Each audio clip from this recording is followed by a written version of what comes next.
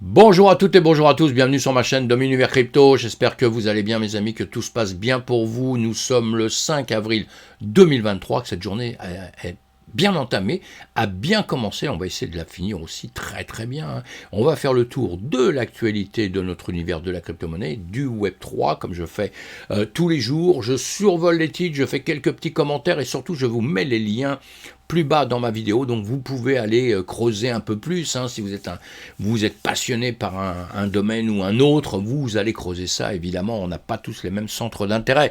Et moi, mon but, c'est que vous soyez au courant un petit peu de tout ce qui se passe, hein, d'une journée sur l'autre, on rate rarement quelque chose, hein, on est au courant un petit peu de tout, c'est très important quand on est dans un écosystème. Et je vous ai mis là une petite pub pour moi, mon expérience à ta disposition, à votre disposition, mes amis. Pourquoi ? Parce que toutes les erreurs que vous pourriez faire dans le business, je dis bien, hein, dans le business, dans la crypto, eh bien, je les ai déjà faites. Je les ai déjà faites. Dans le trading, c'est pareil. Je les ai faites, je les connais, je les ai faites, je les ai refaites. Et si je peux vous éviter de temps en temps de faire des grosses bêtises, eh bien, je suis là pour ça.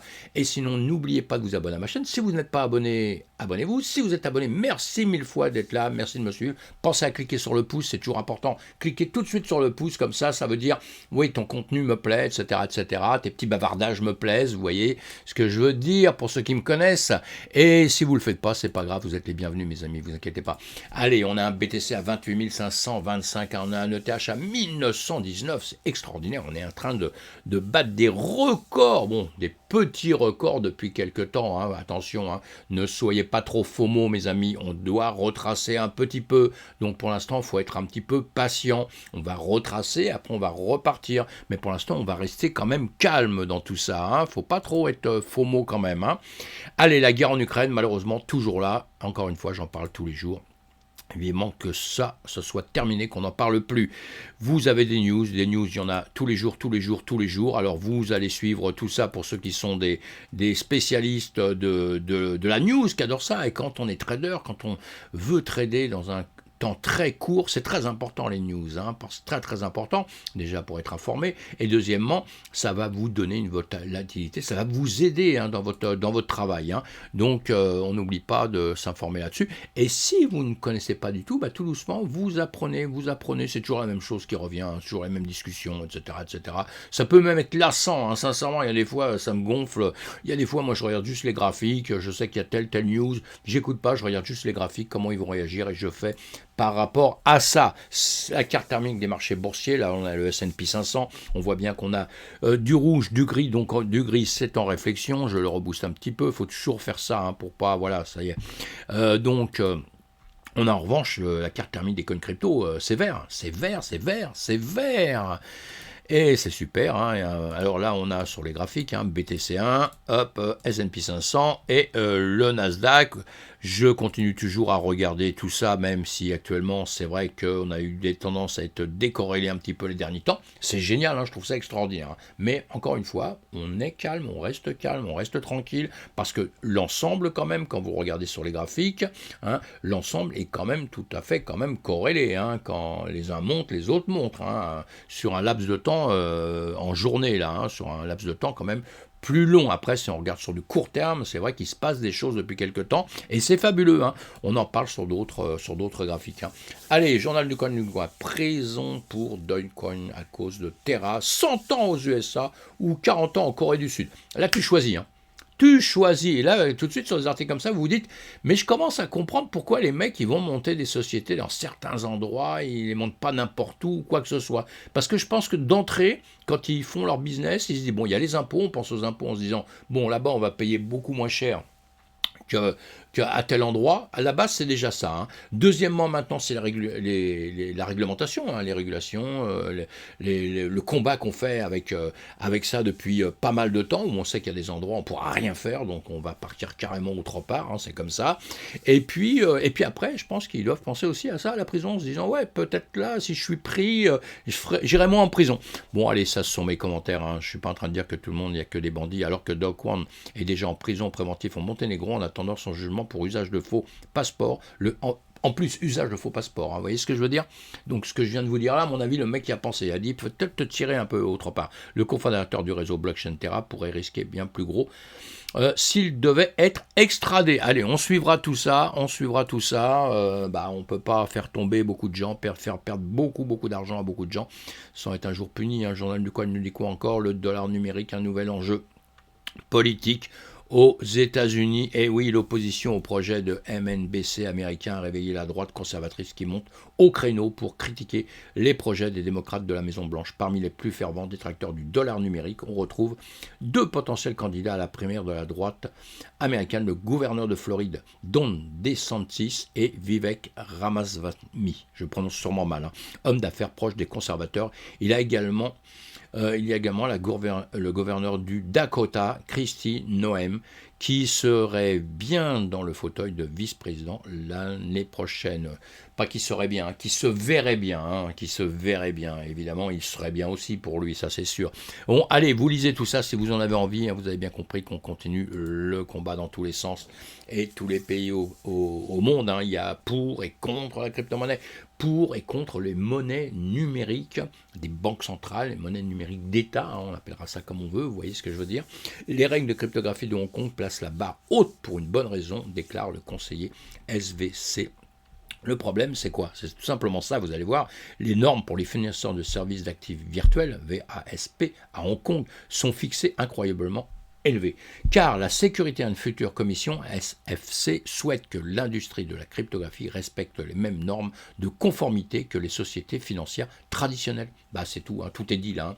Tout est dit, hein, ça c'est ce qui se joue dans tous les pays au monde, hein. Donc on va aller lire ces articles-là, toujours très intéressant. La Cryptos nous dit en Espagne, les contribuables devront désormais déclarer toutes leurs crypto-monnaies. Bah oui, bon bah on discute de tout ça, mais en réalité, puisqu'on dit la crypto c'est de l'argent, vous devez le déclarer dans tous les pays du monde, vous le déclarez, hein. Bon bah là ça sera à peu près pareil, sauf que nous on essaye de passer à côté parce qu'on se dit bah oui on a des plateformes tant que je sais pas changer en euros, en dollars, tout ça, on n'a pas à payer de taxes, on n'a pas à déclarer, etc. Je pense que là les États en ce moment ils sont en train de travailler là-dessus à tout prix évidemment. C'est une loi particulièrement stricte qui vient d'être validée en Espagne. C'est intéressant de savoir ce qui se passe autre part, hein, parce que ça arrive à grand galop chez nous tout le temps, évidemment, hein, ou parfois c'est l'inverse aussi. À partir du 1er janvier 2024, les contribuables ainsi que les entreprises devront déclarer leur crypto-monnaie, c'est-à-dire la nature et le montant, ainsi que toutes les opérations effectuées, échanges, paiements ou simplement transferts. Voilà, le Conseil des ministres a validé hier cette proposition baptisée obligation informative. Elle vise à lutter contre la fraude fiscale et elle s'applique à la moindre crypto-monnaie qui passe par le portefeuille des déclarants. Voilà, cette obligation s'étend également à ceux qui ont été propriétaires, autorisés ou bénéficiaires des monnaies virtuelles subventionnées ou ont été les véritables propriétaires à toute époque de l'année à laquelle se réfère la déclaration. Bon, bah c'est chaud, hein, sont visés les contribuables d'Espagne, mais aussi les entreprises locales et les entreprises étrangères qui sont établies de manière stable sur le territoire. Voilà, un petit bonjour aux Espagnols. Crypto Patato, le géant brésilien de la finance BTC Pactuel va émettre un stablecoin indexé sur le dollar américain. La dernière poussée, selon Reuters, Banco BTC Pactuel SA, mieux connu sous le nom de BTC Pactuel, renforcera sa présence dans le secteur des actifs numériques en concernant un stablecoin appelé BTG. L'actif sera disponible sur Mint, à la plateforme de crypto-monnaie de la banque, et indexé sur la monnaie officielle des États-Unis. Voilà, une petite news, mais on savait déjà, on en a déjà parlé, ça se suit, tout ça. Là, c'est pareil, hein, c'est comment dire, la même chose, hein, c'est la même chose, hein, c'est le message qui avait été passé, les déclarations qui ont été faites, je vous mets tout ça, vous allez approfondir. Si vous en avez envie, un ancien employé de Coinbase prêt à régler une affaire de délit d'initié avec la SEC, ça c'est chaud, hein, quand vous avez des délits d'initié, c'est très très chaud mes amis, hein. La Securities and Exchange Commission semble sur le point de régler une affaire historique de délit d'initié portant sur un ancien chef de produit Coinbase, Ishan Wal-i, et son frère Nikhil Wal-i. Les détails ont été inclus dans un dossier conjoint, vous cliquez là, vous l'aurez. Selon le dossier, à l'heure actuelle, la SEC a conclu un accord de principe avec Ishan Wal-i pour résoudre toutes les réclamations de la SEC dans cette affaire. La SEC et Nikhil Wal-i sont également en pourparlers de bonne foi qui pourrait résoudre les réclamations de la SEC. Alors l'agence et les détenteurs veulent reporter à l'été la prochaine date limite du 6 avril pour donner le temps de finaliser ce règlement. Cela nécessite l'approbation du président politique nommé la SEC, Gary Chandler, le groupe bipartisan de la commission composée de 4 autres commissions. Voilà, vous lisez tout ça si vous en avez envie, on suivra les résultats évidemment quand ça arrivera. Mais c'est chaud quand vous faites des lits d'initiés, c'est très chaud. Le PDG de Van Eck déclare que l'or et le Bitcoin sont au premier stade des nouveaux cycles haussiers pluriannuels. Voilà, beaucoup de gens sont chauds, Et voilà, donc lui, pour le PDG de Van Eck, Jean Van Eck, a déclaré que l'or et le Bitcoin devraient décoller sur d'énormes cycles haussiers et pluriannuels. Voilà, ceux qui sont qui sont partisans pour une grosse hausse, vous allez lire ça évidemment. Moi, je suis OK que ça va repartir. Le Bitcoin se corrèle un petit peu à l'or maintenant, pourquoi pas, c'est normal. Et on sait qu'on va repartir dans quelques temps. Le seul truc, c'est qu'on ne sait pas où. Parce que quand vous regardez tous les marchés depuis longtemps, et moi je suis sur les marchés depuis très longtemps, en règle générale, ils sont toujours à la hausse. On a des périodes de baisse, on a des périodes où on tombe, mais après, on remonte. C'est comme ça pour tous les cycles, pour toutes les entreprises. Ou alors, elles se cassent la gueule et elles disparaissent complètement. Voilà. Allez, on avance. Le président de Crédit Mutuel fustige les crypto-monnaies. C'est pas le seul. Si vous aimez le blanchiment et criminalité, vous allez adorer la crypto-monnaie, selon Nicolas Terry, le président du groupe bancaire Crédit Mutuel.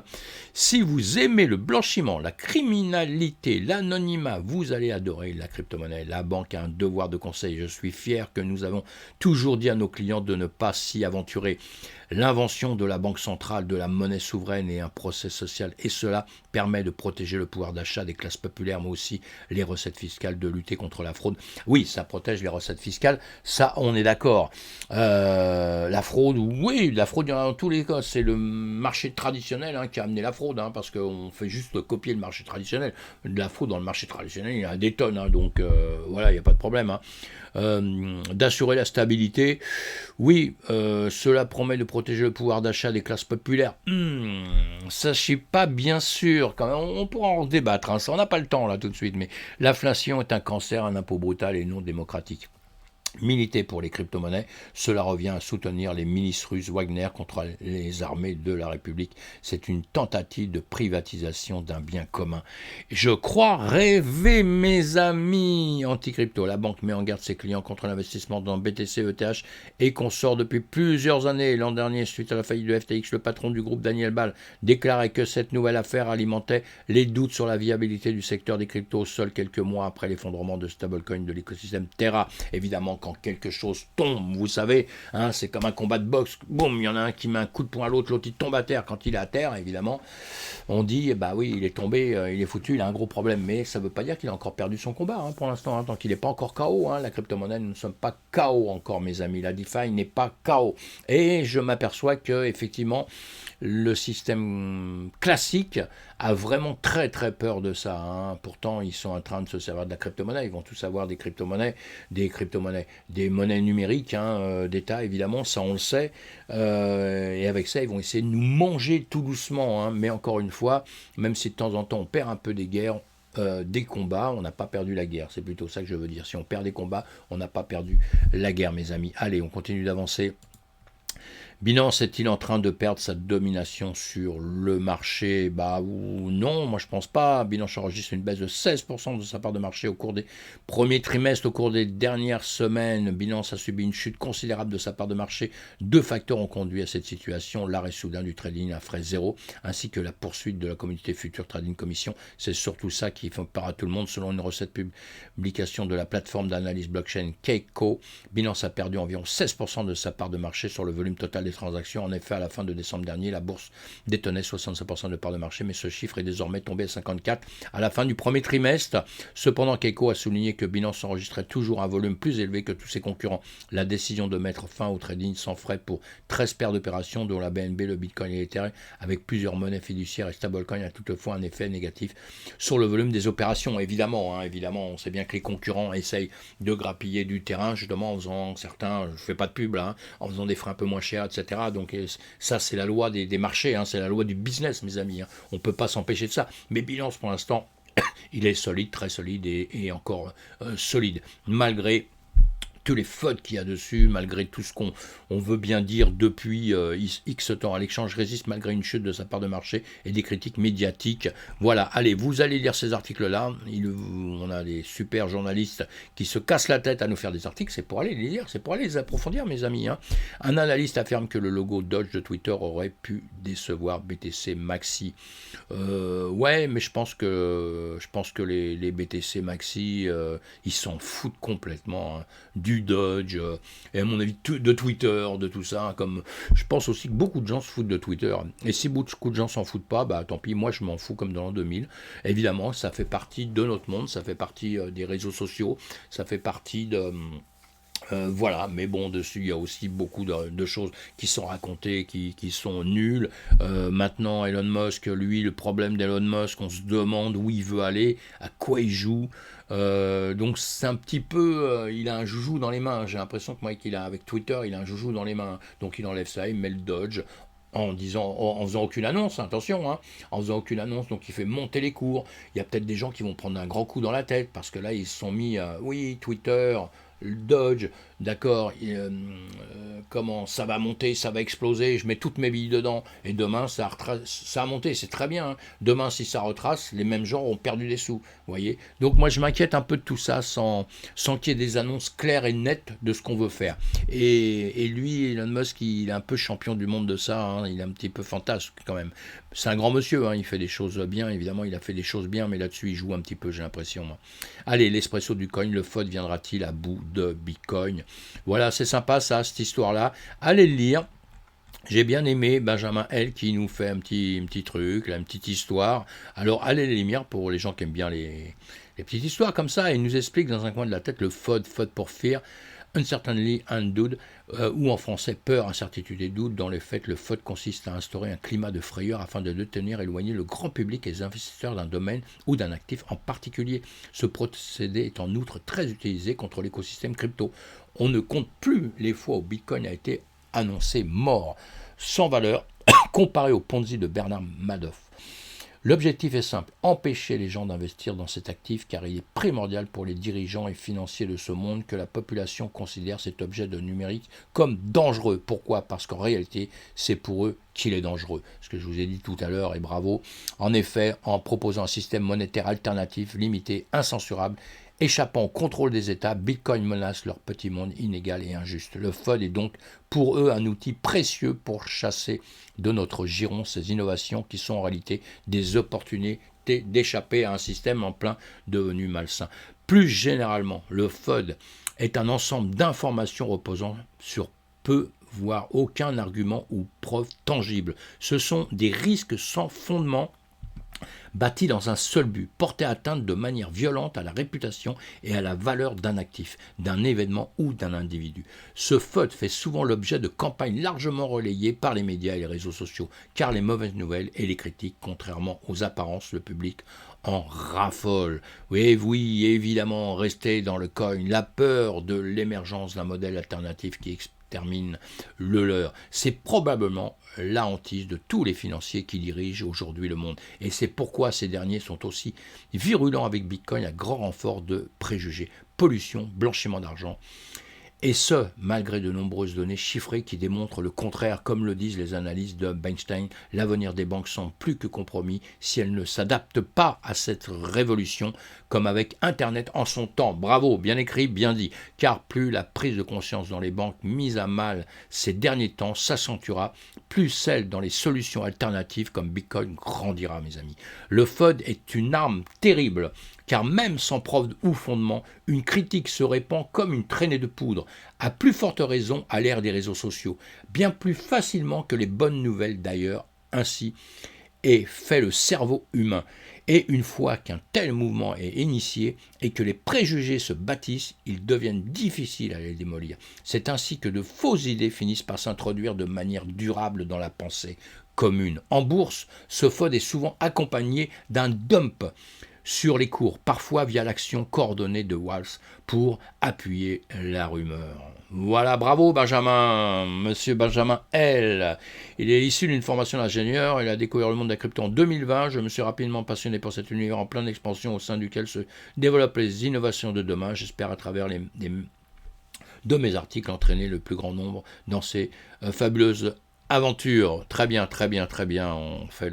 On a la même envie. En tout cas, j'aime bien un journal du coin. J'ai bien tout ce que je vous mets en règle générale, c'est que j'aime bien. C'est que d'une manière ou d'une autre. Et ils font un gros travail. Et là encore, on vous explique le mot le plus angoissant de la cryptosphère.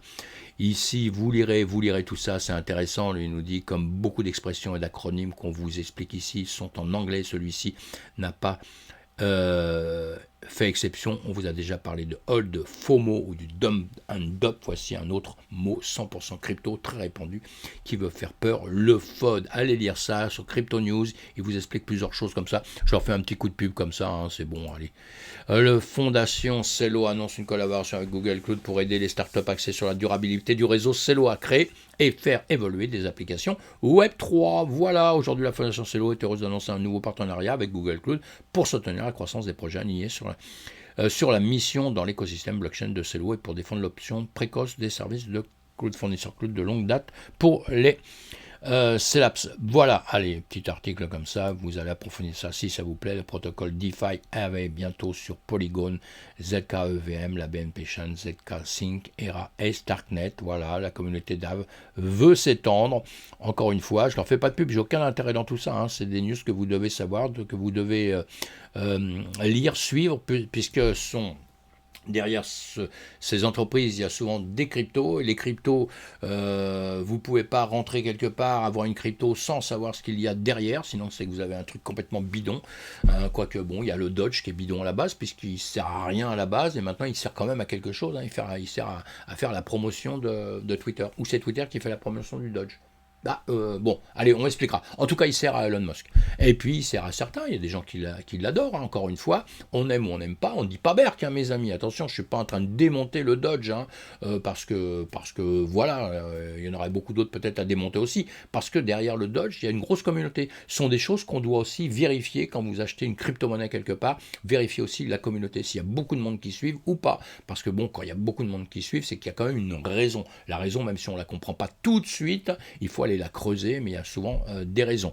Allez, donc vous allez creuser ça aussi, hein, je vous ai mis les liens pour regarder ce que c'est. The Block Inutile, le retour en arrière de l'Arbitrum soulève des questions sur la nature de la gouvernance DAO. Oui, pareil, ça on a déjà parlé. Arbitrum a été contraint de revenir sur une proposition clé plus tôt cette semaine, après que les détenteurs de Joto au projet de mise à l'échelle d'Ethereum Layer 2 qui contrôle l'organisation autonome décentralisée de protocoles ont organisé une révolte apparente en votant pour arrêter le transfert prévu, le jeton ARB d'une valeur d'environ $1 milliard destiné à la capitalisation de la fondation Arbitrum. Ça, c'est le problème des systèmes. Bien que le résultat puisse être considéré comme une victoire pour la promesse des DAO, une gouvernance véritablement décentralisée qui fonctionne même lorsqu'elle va à l'encontre de ce que veut dire la direction.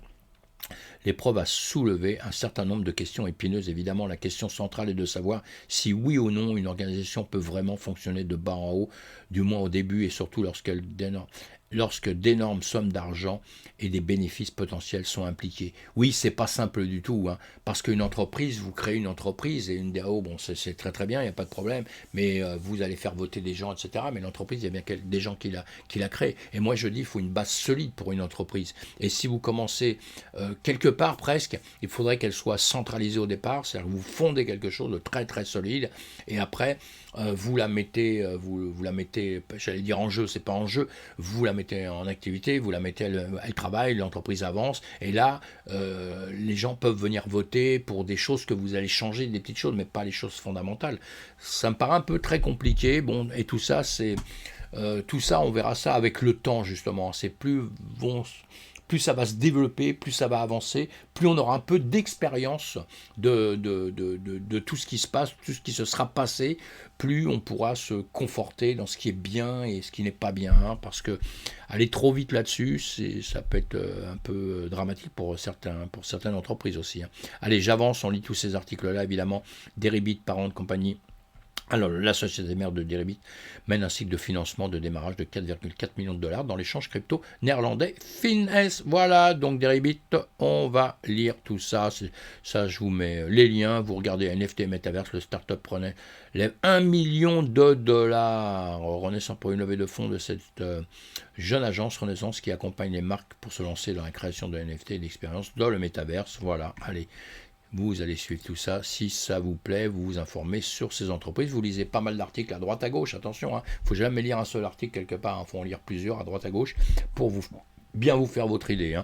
Les NFT, il faut toujours lire les pour et les contre, c'est toujours intéressant, même si on est vraiment à 100% pour quelque chose, on va lire ceux qui sont contre. Moi, ce que je fais tout le temps, parce que dans ceux qui sont contre, votre idée, vos pensées tout au moins, eh bien parfois ils vous mettent sur un chemin que vous n'avez même pas pensé. Et c'est vice-versa, contre, on va lire les pour, évidemment. Les NFT criminels de Trump augmentent alors que l'ancien président fait face à 34 accusations de crimes. Alors lui, c'est chaud pour lui, il y a de bonnes raisons, en tout cas.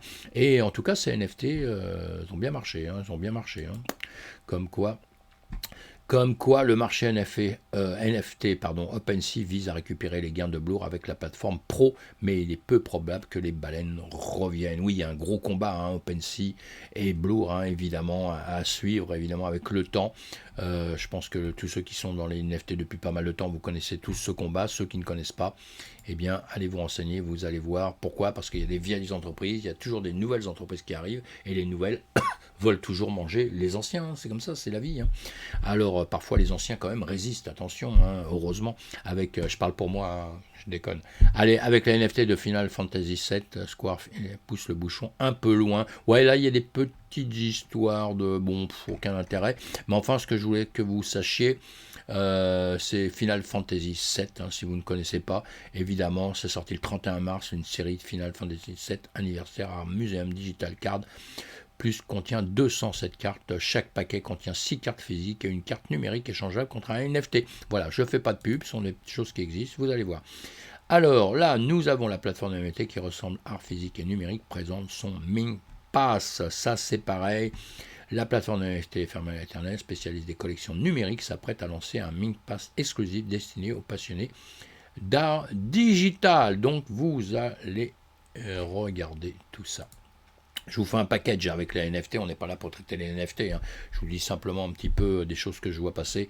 World Cup allègue le nouveau jeton mobile de la FIFA pour conquérir le marché des NFT. La FIFA réalise un nouveau progrès en ce qui concerne ses projets sur le marché des non-fungible tokens NFT. L'institution a officialisé lundi 3 avril le lancement de World Cup League. Il s'agit d'un jeu mobile de stratégie football basé sur l'intelligence artificielle. Il y a longtemps qu'on n'avait pas parlé, intelligence artificielle, non-fungible. Conférence, quand les NFT repoussent les limites du réel. Le journal du coin encore qui nous dit ça. Sous le soleil du Portugal, mes amis, entre les murs de l'iconique pavillon Carlos Lopes à Lisbonne, c'est là que se tiendra début juin prochain l'un des plus gros événements Web3 et NFT au monde, le Non-Fungible Conférence. Les 7 et 8 juin sont attendus 200 personnalités de la planète NFT et Web3, parmi eux des artistes aussi discrets que talentueux, tous passionnés par ce nouvel art surgi de numérique quelques années plus tôt, les NFT ou non-fungible tokens.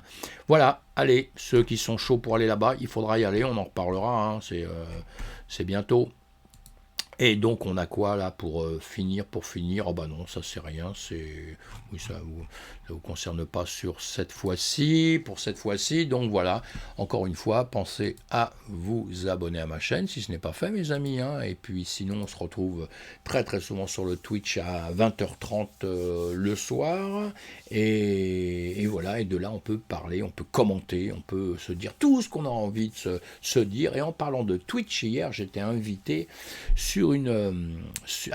par Zap Crypto, qui tous les soirs maintenant aussi, à partir de 18h si je ne dis pas de bêtises, fait en live le matin. Zap Crypto publie une vidéo avec les news, un peu comme je fais, sauf qu'elle regroupe plein de youtubeurs, elle regroupe tout ça dans une vidéo qui est assez sympa, et très sympa même, et donc comme ça, en une seconde, vous voyez un petit peu ce que peuvent dire un peu tout le monde, peut penser un peu tout le monde, où il y a un fil d'actualité, vous voyez, et puis le soir, donc le matin elle publie ça, et le soir, eh bien, elle sur Twitch, elle en parle et elle invite à chaque fois un youtubeur. Donc je pense que c'est très très sympa et nécessaire, je ne vais pas dire vital quand même, hein, mais c'est nécessaire d'y aller et puis de soutenir Zap Crypto évidemment. Allez, à bientôt mes amis, faites attention à vous, soyez prudents surtout et on se retrouve donc sur Twitch le soir à 20h30. Bye bye, à bientôt.